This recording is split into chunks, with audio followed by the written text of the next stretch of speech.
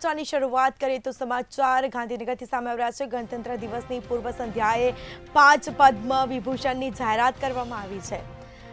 તો નવને આપવામાં આવ્યું મરણોપરાંત પદ્મ સન્માન અને સાથે જ વૈજયંતી માલા અને ચિરંજીવીને પદ્મ વિભૂષણથી સન્માન કરવામાં આવ્યા હતા।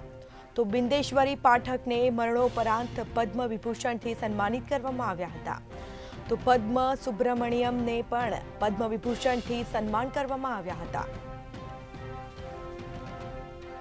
તો વૈંકૈયા નાયડુને પણ પદ્મ વિભૂષણથી સન્માન કરવામાં આવ્યા હતા।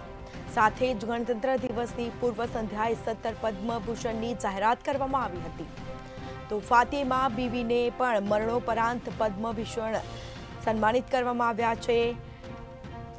તો હોર્મન્સજી એન કામાને પણ પદ્મભૂષણ સન્માનિત કરવામાં આવ્યા છે। મિથુન ચક્રવર્તી અને સીતારામ જિંદાલને પણ પદ્મભૂષણથી સન્માનિત કરવામાં આવ્યા હતા।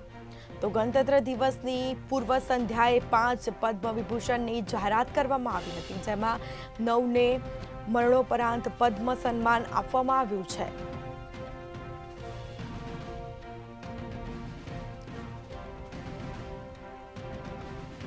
તો જંગલેશ્વર યાદવ અને બાબુરામ યાદવને પણ પદ્મશ્રી આપીને સન્માનિત કરવામાં આવ્યા છે।